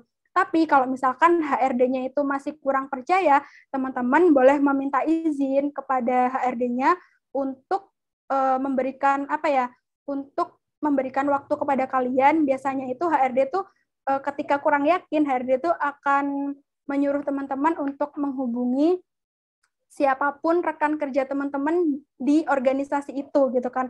Entah itu rekan sesama kerja atau itu kabid atau itu ketua umum, teman-teman biasanya disuruh menghubungi dan teman-teman minta surat rekomendasi atau surat keterangan dari mereka gitu. Intinya ini loh bukti kalau aku itu pernah ikut organisasi ini dan aku pernah ngerjain job desk ini gitu. Intinya minta surat rekomendasi dari rekan kerja kita atau kalau bisa sih dari ketua umumnya gitu. Karena waktu itu saya juga sempat seperti itu. Saya juga sempat ikut komunitas tapi nggak ada sertifikatnya. Tapi ketika saya butuh pengakuan untuk untuk saya melamar intern atau magang, saya minta surat keterangan atau SK atau surat keputusan dari ketua umum saya gitu. Jadi saya dibuatkan bahwa menerangkan nama lengkapnya siapa, Dinda Renata, posisinya apa, terus itu benar-benar anggota atau staf di departemen ini kayak gini, itu tanda tangannya nanti ketua umum gitu. Itu juga bisa menjadi salah satu alternatif gitu ketika HRD memang tidak percaya sama apa yang teman-teman tulis. Semoga terjawab. Terima kasih. Bagaimana Kak Lailia tuh bisa diterima jawabannya? Apakah ada feedback? Sudah cukup jelas, Kak. Terima kasih. Oke. Untuk Kak Iqmalul Qoria bisa on cam dan mengajukan pertanyaan.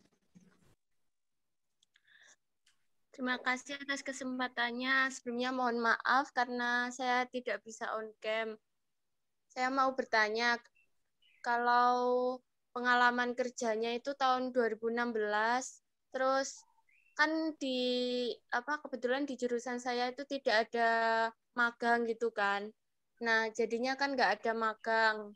Terus magangnya itu cuma dulu pas pas SMK. Nah, itu apakah boleh dituliskan di CV? Makasih. Oke, baik. Terima kasih. Langsung saya jawab ya. Jadi, apakah boleh ketika pengalaman kerja kita itu tahun 2016, apakah boleh dicantumkan?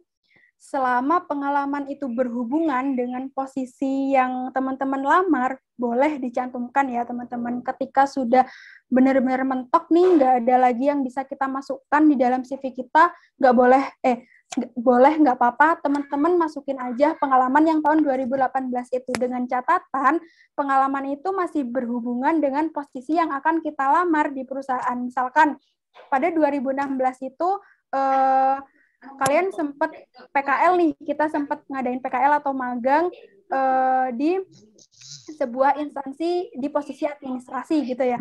Kemudian pada saat ini teman-teman juga kebetulan akan melamar kerja di posisi administrasi juga. Nah, itu kan berhubungan, masih relate kan, jadi itu boleh dicantumkan walaupun itu sudah lama gitu. Intinya teman-teman jangan lupa menjelaskan job description-nya dan pencapaian apa yang udah teman-teman capai gitu. Terima kasih. Bagaimana Kak? Apakah ada feedback? Makasih Kak atas jawabannya. Untuk selanjutnya, termin tambahan. Untuk Kak Syafril Wicaksono bisa on kamera dan mengajukan pertanyaan. Iya, Assalamualaikum warahmatullahi wabarakatuh. Izin bertanya Kak, tentang CV ya Kak. Apakah manfaat CV itu hanya bisa digunakan pelamar kerja? Apakah selain itu bisa? Contohnya seperti kayak apa ya, mengajukan atau mengadakan sebuah kerjasama ke perusahaan itu, seperti kayak investasi atau saham gitu Kak, atau yang organisasi yang lain gitu Kak. Apakah bisa gitu Kak? Apakah selain melamar itu? Terima kasih. Oke. Ya, terima kasih untuk pertanyaannya. Jadi apakah CV itu hanya digunakan untuk melamar pekerjaan atau magang aja? Jawabannya tidak ya teman-teman. Dokumen biodata, CV, entah resume atau CV itu boleh kita gunakan untuk keperluan apapun itu selama memenuhi prasyarat. Misalkan kita mau bergabung dalam sebuah komunitas investor atau kita ingin bergabung menjadi intinya bagian dari suatu komunitas atau organisasi, itu bisa dipakai teman-teman. Biasanya kan ada toh syaratnya kita harus melampirkan biodata kita. Biodata yang dimaksud biodata apa? Ya CV atau resume itu. Jadi CV itu ya tidak menutup kemungkinan bisa digunakan untuk hal-hal apapun. Bahkan ketika nanti kita, misalkan nih kita seorang pengusaha dan kita akan bekerja sama dengan perusahaan lain atau kita mencari investor. Nah, kadang investor itu juga ngasih syarat ke kita selain melampirkan proposal kerjasama, investor itu juga pengen tahu background dari seorang pemilik perusahaannya itu bagaimana. Itu kan juga pengen tahu kan investor terkadang. Jadi kita ya gak apa-apa mencantumkan CV atau resume untuk keperluan tersebut seperti itu. Jadi ya seperti yang sudah saya jelaskan sebelumnya ya teman-teman, CV atau resume itu, apalagi CV itu bisa kita gunakan untuk kuliah atau untuk melanjutkan studi di jenjang pendidikan yang lebih tinggi. Itu bisa nanti kita, kalau misalkan nih kita akan melanjutkan S2, itu kita bisa menggunakan CV kita. Ketika kita ingin mendaftar beasiswa untuk S2, beasiswa LPDP, itu juga menggunakan CV. Ketika kita mendaftar ASN pun, kadang kita juga harus melampirkan biodata kita, CV itu. Seperti itu. Terima kasih, semoga menjawab ya. Baik, terima kasih kepada Kak Dinda. Apakah ada feedback dari Kak Syafril? Tidak Kak, terima kasih. Sudah cukup. Baik, untuk selanjutnya Kak Maria bisa on cam, kemudian mengajukan pertanyaan. Baik, selamat sore. Moderator, terima kasih untuk kesempatannya. Mohon maaf, mungkin saya sudah on cam tapi tidak bisa terlihat ya. Mohon maaf jika tidak terlihat. Yang ingin saya tanyakan, ketika kita membuat sebuah CV, pada umumnya kan hanya satu lembar, seperti yang dicontohkan oleh Kak Dinda. Tapi ada beberapa yang pernah saya temui, ada perusahaan atau penyelenggara beasiswa yang mengharuskan memberikan CV, tetapi ada lampiran yang termasuk bagian CV itu memberikan seperti penjelasan mengenai pengalaman memimpin sebuah organisasi atau tim. Di sini konteksnya ketika kita misalkan mahasiswa baru. Nah, di sini untuk pengalaman organisasi intern maupun ekstern itu kan misalkan saja tergolong baru, belum pernah memimpin sebuah tim. Nah, untuk mengisi form tersebut kan bersifat wajib ya, tetapi bagaimana ketika kita belum mempunyai pengalaman tersebut, tetapi kita ingin untuk meng-apply sebuah organisasi atau perusahaan yang ingin kita apply gitu Kak Dinda. Terima kasih. Oke, terima kasih untuk pertanyaannya. Jadi pertanyaannya ini sebenarnya ada dua ya. Gimana kalau misalkan nih, biasanya kan ada tuh perusahaan atau syarat beasiswa atau yang lainnya itu kita harus melampirkan CV. Selain itu kita juga harus melampirkan dokumen-dokumen lainnya gitu ya. Intinya gini teman-teman, ketika kita melamar entah itu beasiswa, entah itu pekerjaan gitu, kalau misalkan teman-teman melamar beasiswa, CV-nya itu boleh lebih dari 2 halaman, karena itu adalah CV untuk keperluan akademik. Ketika itu untuk keperluan akademik, itu nggak masalah lebih dari 2 halaman. Tapi ketika itu untuk keperluan profesional, misalkan untuk kerja, untuk magang, itu sangat disarankan tidak boleh lebih dari 2 halaman.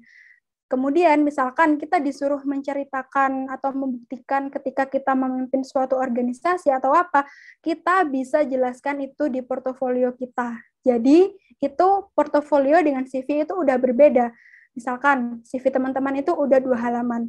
Nah nanti semua yang perusahaan itu syaratkan, misalkan teman-teman harus menjelaskan ini dan itu masukkan ke dalam portofolio teman-teman gitu. Misalkan nih, gini, teman-teman adalah seorang graphic designer gitu ya, tapi teman-teman nggak boleh juga untuk membuat CV yang terlalu kayak poster gitu, kayak seakan-akan teman-teman itu kayak ini loh, kayak menampilkan ini loh aku seorang graphic designer, ini loh aku kreatif. Nah itu tidak boleh di CV kayak gitu. Jadi untuk membuktikan skill dan kreativitas teman-teman sebagai seorang graphic designer itu kita buktikan di portofolio. Jadi nggak kita buktikan di CV. Begitupun juga untuk pembuktian lainnya seperti kita pernah memimpin organisasi dan lain sebagainya itu dibuktikan di dokumen yang namanya portofolio teman-teman. Nah, bagaimana sih ketika kita ingin melamar di suatu perusahaan, kita ingin melamar magang, atau kita ingin melamar organisasi nih ya, tapi kita nggak punya nih pengalaman gitu. Ini banyak sih yang ditanyain teman-teman biasanya, karena biasanya ada yang, aku mahasiswa kupu-kupu nih, aku minim banget sama pengalaman, aku nggak punya pengalaman, jadi aku bingung apa yang harus aku tulis di CV. Jadi saya akan menjelaskan di sini kepada teman-teman apa yang bisa kita tulis ketika kita tidak mempunyai pengalaman. Yang pertama adalah kita harus sering ikut course atau pelatihan atau sertifikasi atau kayak gini. Entah apapun itu, pelatihan apapun itu, kalau itu ada sertifikatnya dan itu diakui oleh banyak orang, lembaganya kredibel, teman-teman bisa memasukkan itu. Nah, ketika teman-teman juga biasanya nih, kalau udah mentok banget, aku juga nggak pernah ikut course atau pelatihan, atau aku pernah sih ikut course, tapi cuma sekali aja gitu. Ya udah teman-teman coba masukkan pengalaman seminar atau webinar yang pernah teman-teman ikuti gitu. Tapi jangan cuma ditulis seminarnya apa ya, tapi teman-teman tulis apa yang teman-teman dapetin di seminar itu, dan siapa pembicaranya yang kredibel, siapa penyelenggaranya, kayak gitu. Itu boleh dicantumkan di CV teman-teman ketika teman-teman benar-benar mentok gak punya pengalaman yang harus dicantumkan. Jadi alternatifnya teman-teman bisa mencantumkan pengalaman pelatihan atau kursus, atau teman-teman kalau udah mentok, teman-teman bisa mencantumkan pengalaman keikutsertaan di acara seminar atau webinar atau workshop seperti itu. Semoga terjawab. Terima kasih. Oke, bagaimana Kak Maria? Apakah ada feedback? Terima kasih, jawaban dari Kak Dinda sudah cukup jelas. Baik, selesai sudah sesi diskusi kita pada hari ini. Saya akan memberikan sedikit kesimpulan dari apa yang sudah dipaparkan oleh Kak Dinda pada hari ini. Yang pertama tentang perbedaan CV dan juga resume. CV yaitu dokumen yang berisi tentang biodata kita, sedangkan resume yaitu ringkasan dari CV tersebut. Kemudian,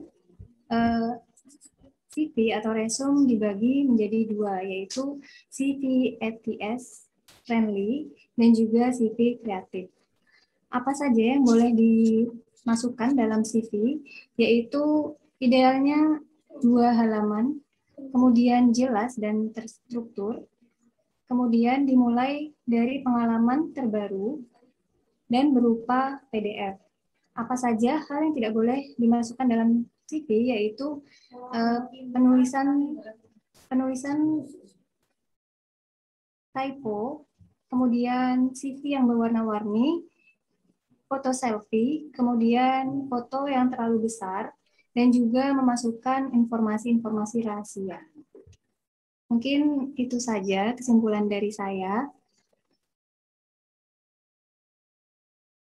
Setelah ini akan ada penayangan video dari sponsor kita. Moderator boleh minta waktunya sebentar?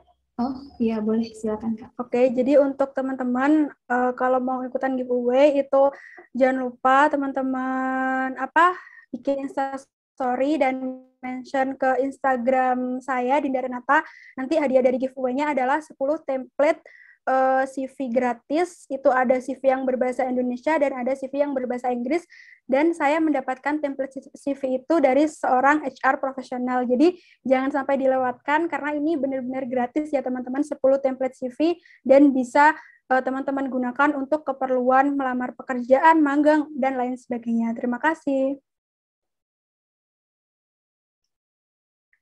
Baik, terima kasih Kak Dinda atas informasi yang sudah diberikan. Untuk operator bisa menayangkan video terlebih dahulu.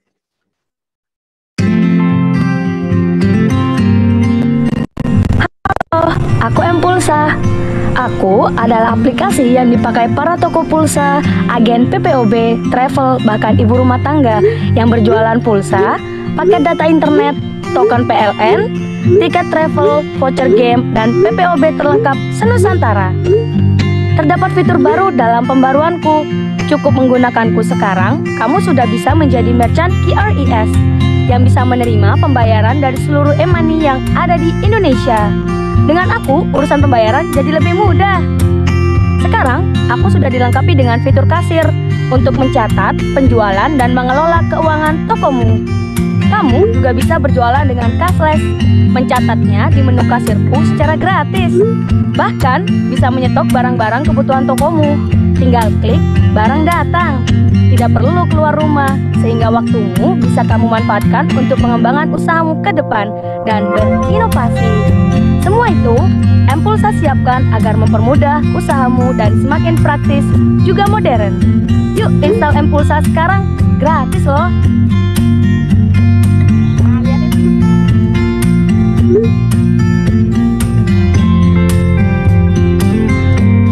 Mpulsa, together we grow. Baik, terima kasih operator. Jangan lupa untuk teman-teman untuk ikutan giveaway dari Kak Dinda. Caranya gampang banget. Kalian tinggal upload resume kalian di Instastory dan juga jangan lupa mention Kak Dinda di IG-nya. Karena akan ada giveaway 10 template gratis dari Kak Dinda. Oh ya, teman-teman, di sini aku juga bakal ngumumin kalau kita habis ini akan ada post-test yang akan diadakan oleh panitia sebagai syarat untuk mendapatkan sertifikat dari pelatihan CV ini. Post-test dikumpulkan selambat-lambatnya tanggal 6 Juni 2021. Post-test ini berupa pembuatan CV dari masing-masing peserta. Begitu saja. Baik, terima kasih Kak Dinda atas pemaparan materinya. Semoga materi yang Kak Dinda kasih bisa diserap dan bisa bermanfaat bagi kita semua.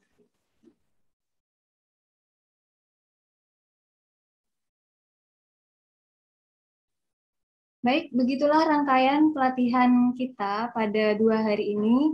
Semoga ilmu yang kita dapat di 2 hari ini bisa kita serap dengan baik dan juga bisa bermanfaat. Mohon maaf apabila ada salah kata kepada pemateri dan juga kepada para peserta. Saya Nadira Faikotunisa sebagai moderator, mohon undur diri. Saya kembalikan kepada MC, yaitu Windy Dwi. Wassalamualaikum warahmatullahi wabarakatuh. Waalaikumsalam warahmatullahi wabarakatuh. Alhamdulillah kita telah sampai di penghujung acara. Itu tadi merupakan rangkaian acara webinar kita pada hari ini. Terima kasih banyak saya sampaikan kepada pemateri, moderator, serta para peserta yang telah mengikuti acara kami dari awal hingga akhir. Semoga banyak ilmu yang didapat dan nantinya dapat berguna untuk masa depan. Baik, sebelum kita mengakhiri acara pada hari ini, ada baiknya kita mengabadikan momen ini bersama pemateri kita, Kak Dinda Renata. Untuk para peserta, dipersilakan untuk on cam, untuk berfoto bersama dahulu. Kepada panitia yang bertugas, dipersilakan. Baik, terima kasih atas waktunya. Teman-teman bisa on cam dulu.